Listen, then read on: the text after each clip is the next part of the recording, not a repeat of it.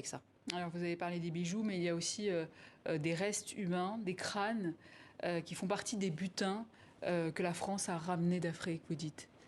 Je ne m'attendais pas à trouver des crânes, des traces de crânes dans la correspondance tout à fait officielle que j'ai pu trouver dans les archives. C'est de la correspondance officielle entre des directeurs de musées français et des militaires français de l'armée coloniale, à qui ces directeurs passent commande, clairement, vraiment, passent commande pour des crânes de toutes couleurs, par exemple, puisqu'il leur manque encore cette race, avec beaucoup de guillemets, bien sûr, mais à l'époque, on n'en mettait pas. Il leur manque cette race dans leur collection. Je me suis demandé combien de crânes il y avait aujourd'hui dans les collections des musées français. Il y en a des centaines, en fait. Vous avez les preuves de ces crânes?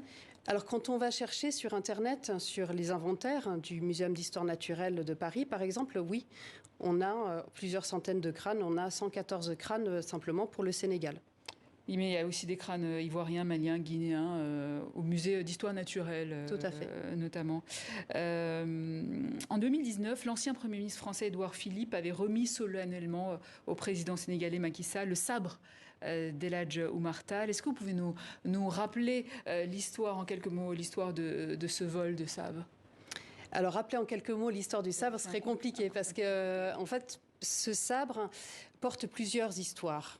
En fait, par rapport à ce sabre, chacun a sa version. Et c'est un petit peu ce que j'ai découvert assez rapidement en me plongeant dans cette enquête. C'est-à-dire qu'on a d'un côté la version des documents écrits historiques, des documents militaires qui se trouvent en partie aux archives nationales du Sénégal à Dakar, en partie dans des archives françaises. On a d'un côté les mémoires et les souvenirs personnels, les écrits personnels de Louis Archinard, qui était le colonel qui dirigeait les troupes coloniales à ce moment-là. On a le récit qui est fait par la famille Tall aujourd'hui. Donc, et qui a réclamé ce sabre depuis les années. Qui effectivement réclame ce sabre, mais qui ne réclame pas que ce sabre, qui réclame surtout les manuscrits d'El Hadj Oumar Tall qui ont été dérobés à cette même occasion, donc lors de la prise de Ségou, et qui réclame le retour d'un certain nombre d'autres objets qui sont au Muséum d'histoire naturelle du Havre. C'est un butin de guerre dispersé. Oui, il y avait cette histoire du petit garçon qui voulait défendre sa maman. Oui, ça c'est l'histoire qu'on raconte au Sénégal. Le sabre serait le sabre qui aurait été pris par Louis Archinard des mains d'Abdoulaye Tall, qui était le petit-fils d'El Hadj Oumar, et qui, sabre en main, aurait défendu sa maman devant les troupes coloniales. À un moment, vous dites, il y a 130 ans, les journalistes ne croyaient pas que ces bijoux pouvaient venir d'Afrique. Ils les pensaient trop raffinés pour être fabriqués par des Africains. Vous diriez qu'il y a toujours ce fond de mépris, à votre avis, quand vous entendez ce genre d'objection dont on a parlé aussi tout à l'heure, avec votre regard de Finlandaise, sénégalo-finlandaise, française maintenant aussi, de par votre nationalité, mais quel est votre regard? Je pense qu'on est aujourd'hui encore otage du regard qu'on pose sur autrui.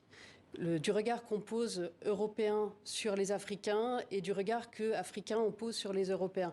Et je crois que ça fait partie aussi de cet héritage colonial dont on ne parle pas, qu'on passe sous silence et surtout dont on ne parle pas ensemble. On ne s'écoute pas beaucoup dans cette affaire. Et je pense que si on s'écoutait un tout petit peu plus, enfin en tout cas j'espère, que si on s'écoutait un tout petit peu plus, on arriverait peut-être à se regarder autrement et à se débarrasser de ce regard qui finalement est encombrant plus qu'autre chose et qui nous empêche de voir l'autre tel qu'il est. Vous dites une histoire dont nous resterons prisonniers tant qu'elle ne sera pas racontée. C'est pourquoi vous le faites là. Qu'attendez-vous de ce livre ? J'espère surtout qu'il apportera quelque chose de nouveau aux lecteurs français qui ne connaissent pas cette histoire et qui, me semble-t-il, ne disposent pas beaucoup de portes pour rentrer dans cette histoire. Et moi, ce livre, c'est un peu comme ça que je l'ai pensé, comme une porte possible pour rentrer dans cette histoire coloniale.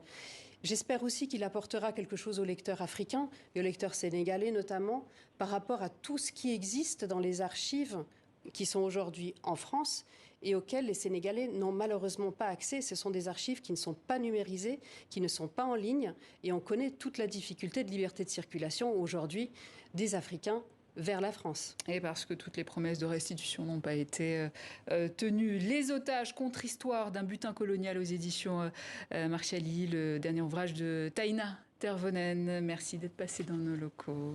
Et c'est ainsi que s'achève cette édition.